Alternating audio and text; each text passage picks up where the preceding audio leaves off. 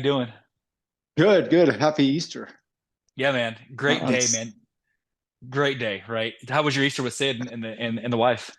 great, great. Had a like any holiday, you have too much to eat, but they counter that with a lot of laughs. So That's and good. and a lot of great day to be grateful. Yeah, today was a big day, man. I had a chance to take the kiddos. We actually, it's funny, the girls in the backyard after we got home from church, they discovered a Yeah, legit, like, is it pack? I don't know if it's pack or flock, a bunch of little bunnies, little baby bunnies. Like, check it out. The Easter bunny came by and dropped off some bunnies for us. It was really cool. there you So go. they got a little hotel for them in the back and gave them some lettuce and stuff. And they're like little palm side. My wife's like, get them out of the house. It's a rodent, but we thought it was kind of cool. So, but Dane, man, this week is it's interesting enough that it landed on Easter Sunday. This Yeah, gentleman that we're going to be bringing on here in a little bit was Noah Bernardo. We've known him as Wuv forever. I got to tell the story, Dane, of how I came to know Wuv as the great drummer that he yeah. is. So I'm gonna take you back to this is like 1999, maybe Mhm. 2000. My uncle, we're rolling around town. My uncle Chad, we rolled to this place called the Better Book Room. It's like music and Yeah, CDs, a lot of like contemporary stuff. I walk in, I hear this song playing called "Rock the Party."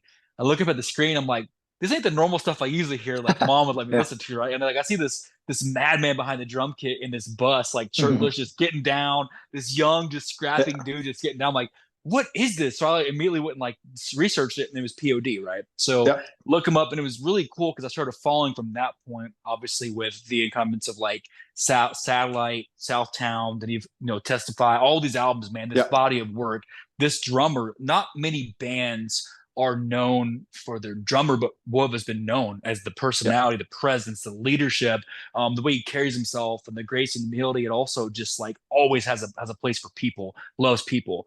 Wolf, no Bernardo, has been in multiple projects. Obviously, does this thing with Stillwell. Great band has with P.O.D on the side, kind of more Mhm. straightforward. In my opinion, kind of some Smashing Pumpkins type stuff, a little bit more punk, different elements. Southtown Yeah, Generals. Don't get me started on reggae that this dude yeah, can drop. If it's music, he can play it. He can yeah, rock it, man. But above all else, what's cool, not only is he a great drummer's drummer and a man's musician, if you will, his love for people. If you know Wolf, you know yeah, this about him. Everybody's welcome at his table. Doesn't meet a stranger. Doesn't matter if you believe the same or not. I love his faith. I love what he stands for, but doesn't yeah. turn anybody away. Believer, non-believer, creed, orientation, nothing. Wolf welcomes everybody to the table. So then you know how important it is to me to bring this Yeah. guy on. I got to get right down to it and bring on Wolf. Wolf, how you doing, my friend? Oh man, after that intro, bro, I'm all smiles over here, man. I'm like, come on now. It's true, but bro, Thank it's you. yeah, man. I mean it when I say like not to do the whole like teacher's pet thing, but I've watched how you've went about your career. Again, whether people believe what you Yeah. do or not, there's nobody that you don't welcome in with welcome Right. arms, and you make people better around you, bro. So I got to say thank you for that. We love that. Yeah. Hey So man, I appreciate you saying that. We try, you know what I mean? yes, sir. Everybody knows, yeah, like you said, nobody's perfect, man. Everybody needs grace for Right. anything. It doesn't matter what Absolutely. you do. You know what I mean? I Yes, know I sir. do. You know what I'm saying? Yeah. Yes, sir. So, Wolf, I know Yeah. you're a busy dude, man. So I'm going to jump into this question set. Looking at your body of work, man. Obviously, what you do with the whosoever's backing them up, your stuff that you do with people. Not to mention your work as a drummer, but taking for a second the drumming path, going back in the day, man, before you really hit it, with P.O.D, Yeah. Stillwell, Southtown Generals, all the side gigs throughout the years. When did you get the love for this, man? I've heard stories, but I want to hear it from you. When did you get the love to start playing drums? Hmm.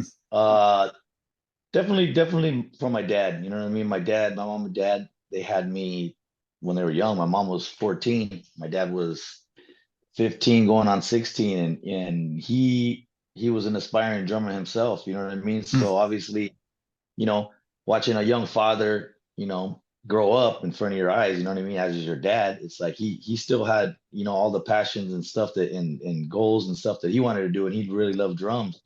So he always had a drum set, in the house, whether it was a crappy old drum set or a dope Gretsch that he ended up getting, which was amazing. And I would watch my father, and I just loved it. You know what I mean? Every time my dad would go to work, I would sneak on the kit and play as long as I can until he came home from work, and then that was it. You know what I mean? So it was sneaky time all the time. And yeah, you know what I mean? So I always loved playing drums, but cool thing is like my parents ended up splitting up for a couple years, going through our, young marriage and all Yeah. that kind of stuff. Yeah. Maybe about 3 years or something like that. So, I always missed my dad and missed that, jumping on the kit and doing those kind of things. But when my dad came started reconciling with my mother. My dad's like, you know, we were poor, man. We didn't have no money, dude. So my dad's like, hey, let's go to the swap meet. We'll see if we can find like an old kit. My dad found this old Rogers kit that didn't have like the hardware. It wasn't put together. You couldn't even play it. It was just shells. And so one of the projects he did with me, you know, coming back into the family, was like, let's try to put this thing together. Once we get this drum kit together, you know, you can have it and you can play it. And so, dude, that thing was like the biggest goal in my life, man. I just Yeah. every weekend we go somewhere and I find hardware that would fit on it, lugs and all that kind of stuff. And when I finally got that thing set up, man, like it was like I already knew how to play because I've been thinking about it so much. And so it was just kind of like this yearning, like this desire, like, you know what I mean, to want to get it done and complete and then finally fulfill, you know, playing a beat on that thing. So that's kind of one of the things that drove me, you know what I mean, to take drumming to another level. For me, it was more of a spiritual thing and a learning thing and a lesson thing was what it was. Yeah. So I've heard, man, I've watched you do a couple different interviews, and is it true like your first album that you used to bang out to was The Cars? Is that true? Because I've heard you say that a few times, I think. The Cars, right? It is. Yeah, because my dad, there was a record store called Licorice Pizza down the street from my pad, and I really wanted that record because I hear on the radio all the old car stuff, and so I saved all my money and I bought that record. That was the first record I actually bought, the one with the girl with the steering wheel. And dude, I love that record. I love a whole bunch of songs on there. So, and then my dad's like, "Cool, start playing drums with this." And so I started playing drums with the Cars, the AC/DC, Zeppelin. My dad was he was an old classic rock head. You know what I mean? That was his era. You know, that was his era. So I grew up listening to all that. And what a thing to learn to. What do you recall? What your first band was that you, or first group of musicians that you started playing with in those younger days?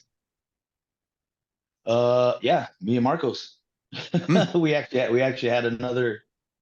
It wasn't P.O.D at the time. We had a band called S3.EP.41. And so it was just me, him. We had another bass player, and Marcos was playing guitar and singing. Like Sonny was in the band, and my cousin was in the, he wasn't even in the band. So I mean, pretty much like me and Marcos, like that was like the first. Actually, sorry, I played in a band called Poetic Justice before I got together with Marcos. Yeah, and it was kind of like it was a bunch of buddies like from high school. They caught wind that I played drums. I'm like, "What's up, dude? Play drums with me, bro." And it was kind of like more like a Jane's Addiction type of funk, like rock type of, you know, upbeat funk type of stuff, heavier. And that was my first band. Yeah, Poetic Justice.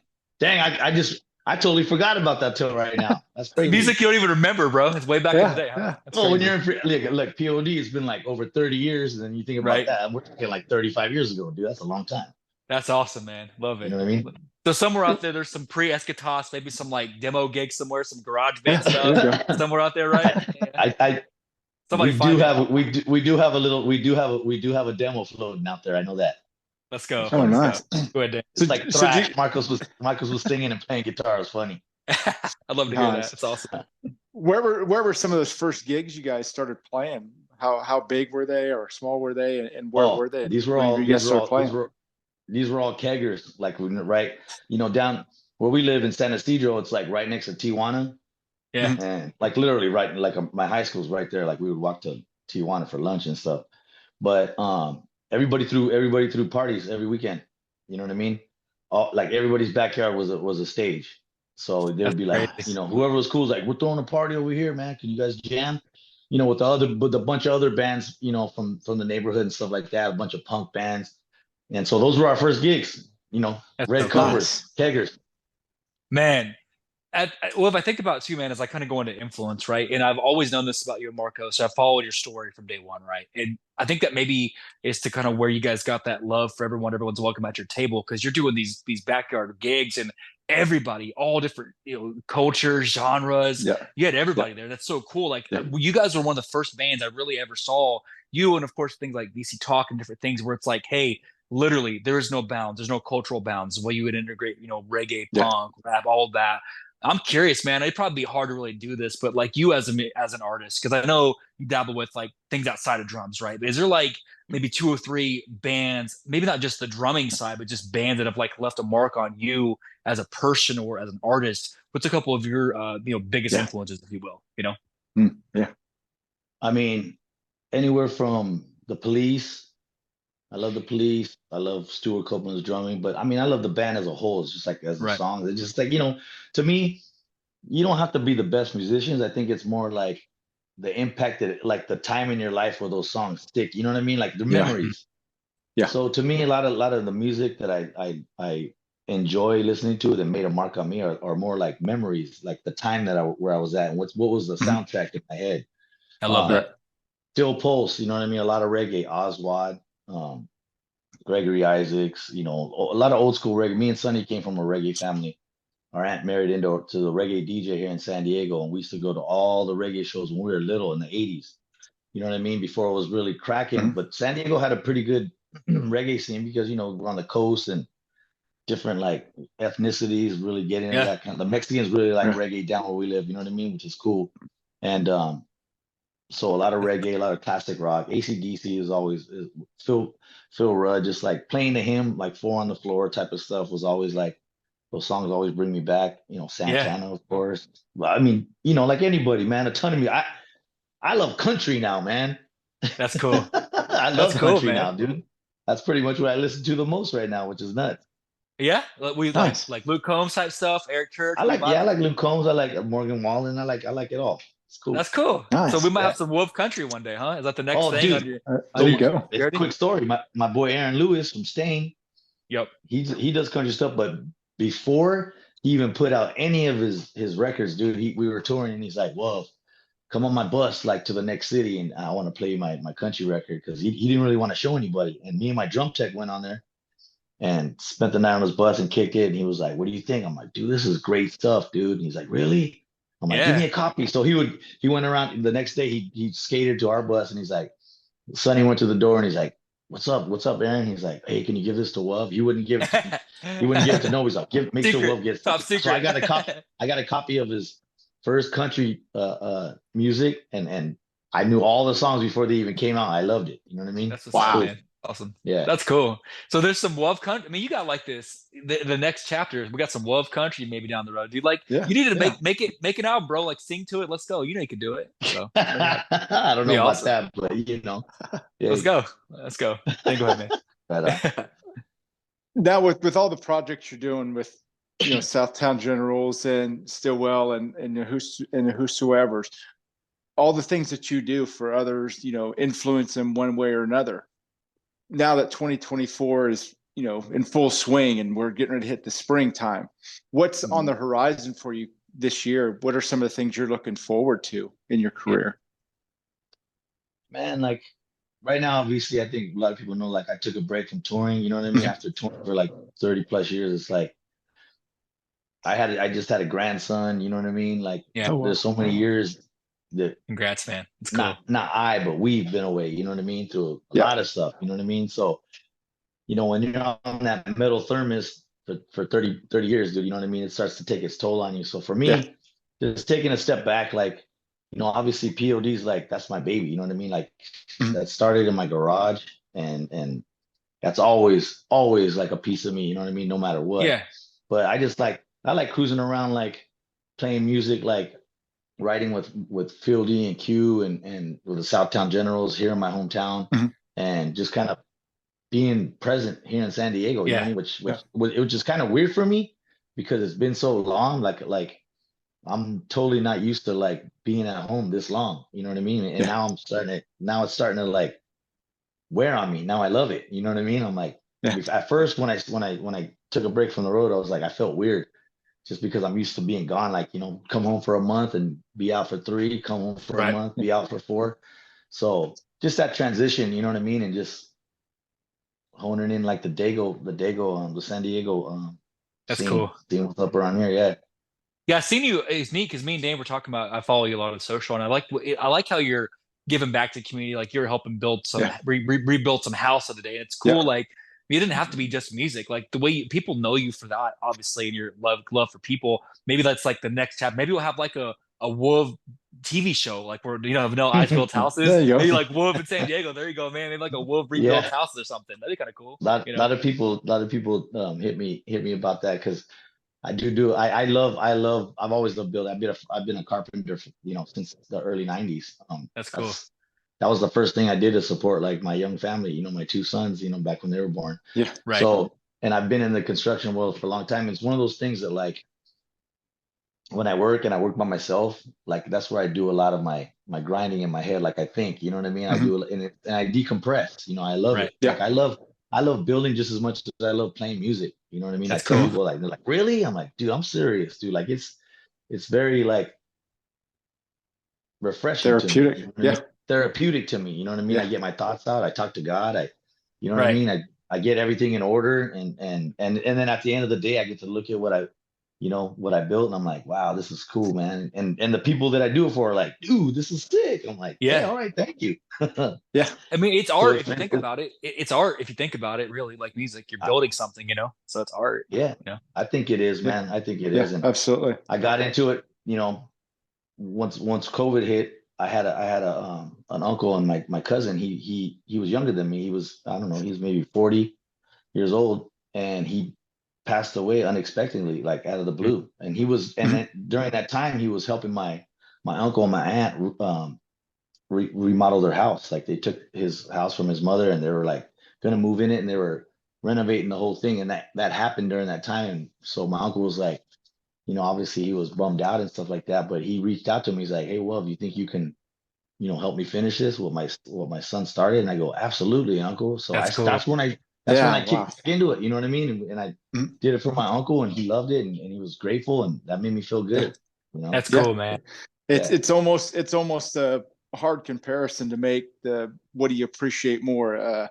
Appreciation from one customer, or helping one person, or that standing ovation after a great Yeah. show. I mean, those Yeah. things Yeah. are kind of comparable, in their own That's way. nice, man. Like the crowd response is something that like sometimes I'll tell people like, like when I would do shows and I would look out like at the crowd, maybe there'll be, I mean, we did a show in front of 1 million people one time. Yeah. That's Yeah. 500,000 people one block. This is in New York for Times Square. You Yeah. know what I mean? Yep. During the ball drop, 500,000 people that block, and then 500,000 people that way. That's a lot of people. Wow. Right. You know what I mean? But sometimes we would do shows where it's like little, not little, but in comparison. And I would cry because I was thankful that what God had done from our band from the garage, just seeing out and seeing how Yeah. people knew every single lyric to the song. And like, we're just so excited to see, Yeah. our band from my garage, and now the world knows it. And it's overwhelming sometimes, but it's cool. You know what I Yeah. mean? You're just grateful. You're grateful. And what have you Yeah. said something, man? Like I'm not just saying this. Last time I saw you guys play, like I said, I've seen you many times. When we came together in 2019, y'all showed up in Wichita, and it was cool, man, because you guys, your band helped me and my dad connect. We've been estranged for a long time. We got back together to come to the P.O.D show. We both have a love for your music. Like Oh now man, my that's kid, cool. so my dad, me, my kid, you're talking, cross generational, right? So we show up at this Yeah. concert and we're watching you guys play. You'd have thought it was Times Square. Y'all gave it all you had. That's what I love about you is Yeah. it doesn't matter if it is 300 or 300,000. You're going to Yeah. give everybody, or one person building a shed. You're going to give everybody everything you got. And Yeah. that's what I Yeah, love you about you, got man. it. Yeah. Yeah, I Yeah, I got you, love man. that, man. I love that about POD. I love that about the guys in the band. Yeah. Like Yeah, it's more than just music. You know what I mean? Yeah. It's about the adventure. It's about the journey Yeah. of like yeah, Wow. what's Yeah. been going on like musically, and what's been going on like spiritually, what's been going on like just growing as a correlation. man, all that kind of stuff. All those things tie together, and it's hard to stay a band. You know what I mean? Everybody's got different personalities, dude, and Right. so when you take it all into consideration, and you look back in hindsight, it's like, dude, you're just blown Yeah. away. You know what I mean? Or what it takes. Yeah. You said this thing one time, man, before I transition, before I get the feel start tearing up, bro. You said this thing one time, I'm gonna go into rapid, but you were talking about how what I've always loved about you and Sonny always been the most vocal. We know that. Love the whole band, but you guys have been kind of the most vocal about your faith. You always said, hey man, I am no better than you. You said at the beginning of the interview, and you stand behind this, how you always let others feel that respect and love that they deserve, no matter where they Yeah. are, where you are. I've tried to carry that, even the way we do our show. We have everybody's welcome on this show, man. We've done Yeah. 280 Absolutely. episodes, and that the mindset of what you have is there's nobody not welcome at my table. I just can't say enough. Like that is what you embody. So man, I'll go all day long. I'll preach on that. Dane knows this. I got to stop myself well because I'll keep going, man. Hey, So if you if you like myself have felt the grace, you know what I mean, yeah, seeing like, Yeah. Absolutely. without getting too preachy or spiritual, but it is Easter today, so I ain't gonna say it. You know what I mean? It's like, hey, when you've seen what God has done for you and your family and stuff like that, then there's no way that you would not speak about it. For me, right. You know, my family. So it's something that we wear like as a badge of honor for me. Yes. And as stubborn and prideful as I could be, like I ain't backing down from nobody on that. You know what I mean? Because it is what it is. Right. No, well, don't trust me. There's no worry about being preachy on this show. We welcome all faiths and creeds. And what you have done, you have helped us. You have helped my family kind of like, hey, man, that step forward of like, hey, this is what I want to be. It's people like yourself. There are others, but you've been one of those focal points, man. Let me stop. I'll get carried away. This next segment, man, I promise you're gonna laugh about this. This little thing we call rapid fire. Let me set the stage for a second. So we've been doing this, man, every episode. Dane, this is what rapid fire number 280, something like that. Dane, is that right? Something like that. Nice. So let me explain how this works, man. Me and Dane, we have 5 preset questions. Now we've already bet on what we think you're going to say. So check this out. There's no wrong answer. You can go with whatever you choose. We've bet on what we think you're going to say. The winner gets lunch provided by the loser. So you go with what you feel, and whoever wins gets lunch. Pretty cool. Okay. So now in this segment, time doesn't exist. You can go back in time. It's kind of a Rorschach, silly, kind of rapid fire, fun, weird segment. Okay. So let's get weird. Ready? So do it. They call you back. You and Phil to get done doing a Stillwell show, and they say, hey, you're transplanted back as who you are now. You and Stillwell gets transplanted back in 1994. And these 2 rappers say, hey, on stage, whatever reason, stop. We want to do a paper, rock, scissors tournament with you on stage. And they want you to come out and say, Wolf, come up here, and you get to decide your opponent. You can do a paper, rock, scissors tournament against Nas or the lead frontman of Talib Kweli. Nas, Talib Kweli, paper, rock, scissors. Who are you going against? Nas. Let's go. I had you for Nas. I really did, Dane. What'd you have on that? You had me for Nas? I did, bro. I straight up did, but absolutely. So, he's one of my favorites. I know. Yeah, I have a little edge on this one, I think. So, Dane, what'd you have, man? Yeah, I had Nas. I had to just kind of flip the coin on that one. All right, tie. Yeah, so we're good. So second one, kind of staying in the West Coast vibe for a second. Going back to 1996 for this one. So playing around the 90s, you guys are, getting ready to really, really push Snuff the Punk and Brown and all that. And these 2 rappers these 2 bands come up to you and say, hey, we want you to be our drummer after you get out the tour. We want you to be our live drummer for an album that we're doing, like an album thing. So Naughty by Nature approaches you and West Side Connection approaches you. Hey, be my drummer live. Which one are you going with?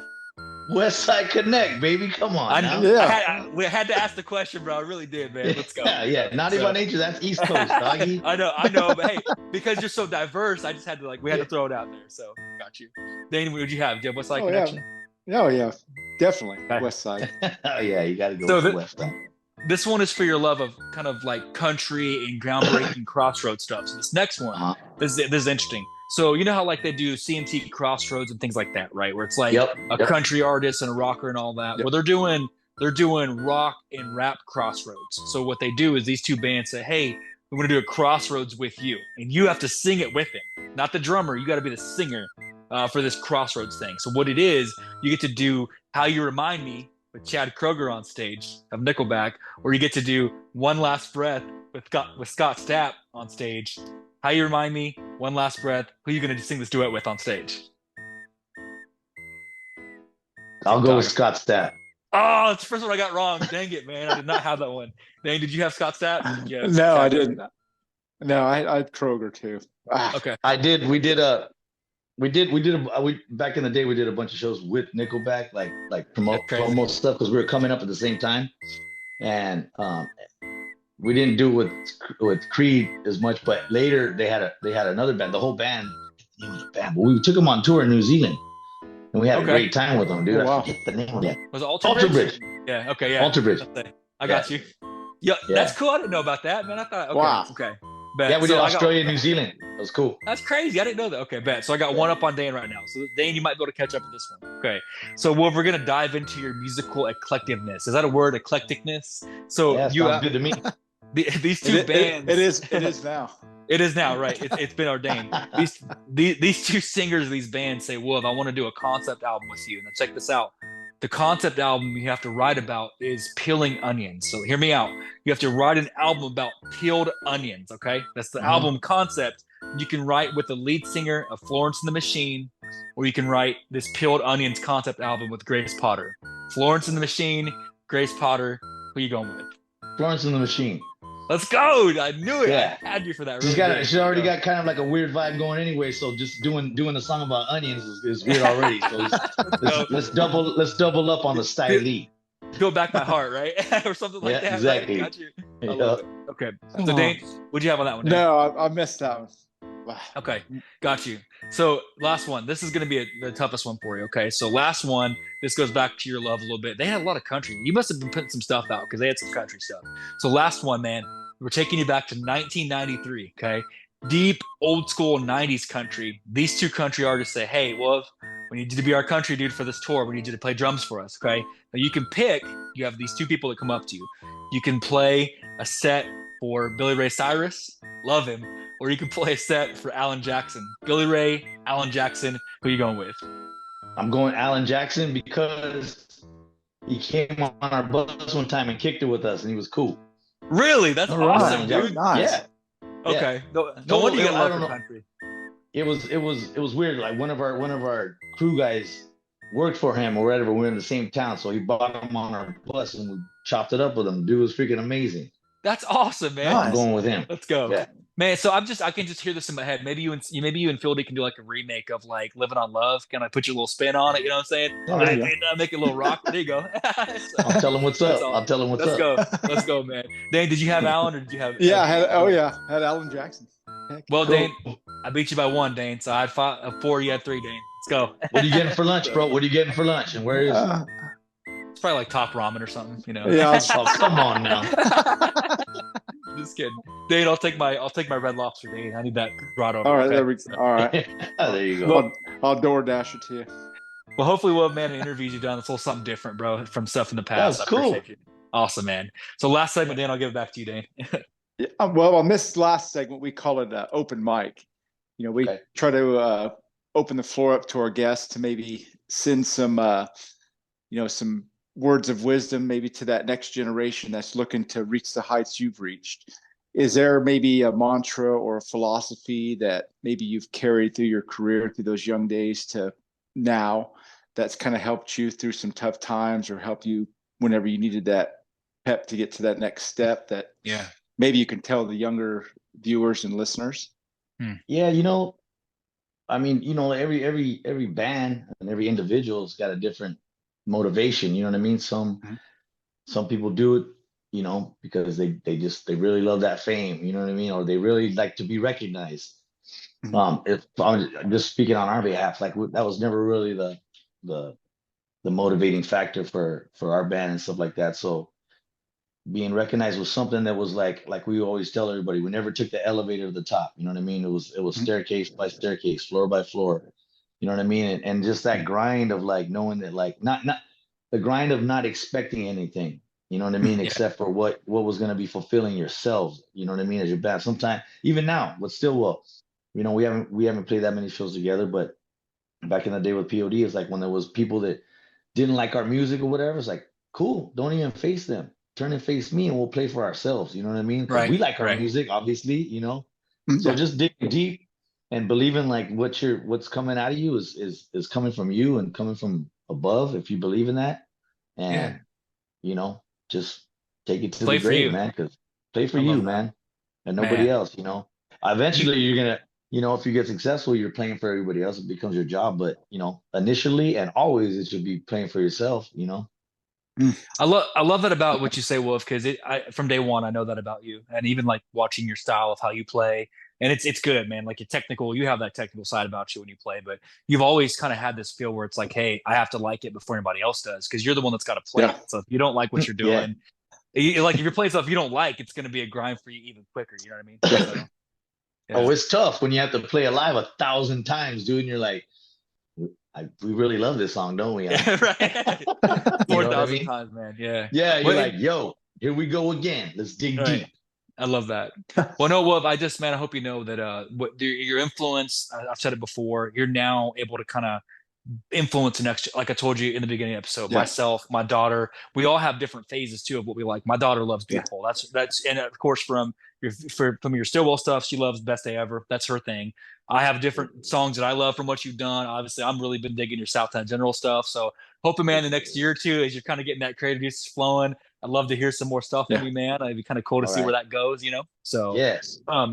please let this be known. This is the first of many, man. We appreciate what Yeah. you've done. Lifelong bucket list for me. I've been trying for 25 years to emulate you. Can't get there yet. I'm going to keep trying to play like you. I wore out 3 different satellite CDs because I played the album so much. After one day I'm going to get there, man. Maybe when I'm Oh, 50. so that was like your car. That's like your car's record, I bro. did. That's what. Yeah, there you go. I try to this day, I still cannot emulate you on Portrait. I got it in closing. I've tried for 15 years since I began playing drums to try to do Portrait. I can't do it, so I give up. Anyway, man. So in closing, Wuv, I appreciate you making time to do this. It's Yeah, a bucket list for absolutely. me.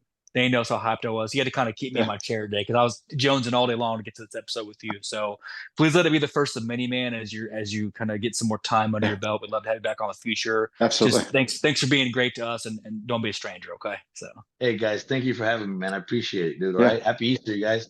Hey, You as happy well, bro. Easter. God bless. Yes, sir. God God bless, bless and we'll you be in too. touch, Wuv, and have a great night, okay? Thank you, brother. You too, man. Thank Later. you. Take care. Dan, I'm telling you, man, when you talk about meeting your heroes, how it's like even cooler. Wasn't that dude just top notch? Just a great dude. Yeah, I mean, coming from, those early days to building yourself up. And like I say, couldn't have been more succinct. Grind for yourself to fulfill yourself. I mean, what a message to send to that next generation, to anybody. I mean, you don't have to be young to start from somewhere and doing it for yourself to fulfill yourself. You can't say enough about, individuals like that have done great things, but are still willing to be that personable and help out the next person.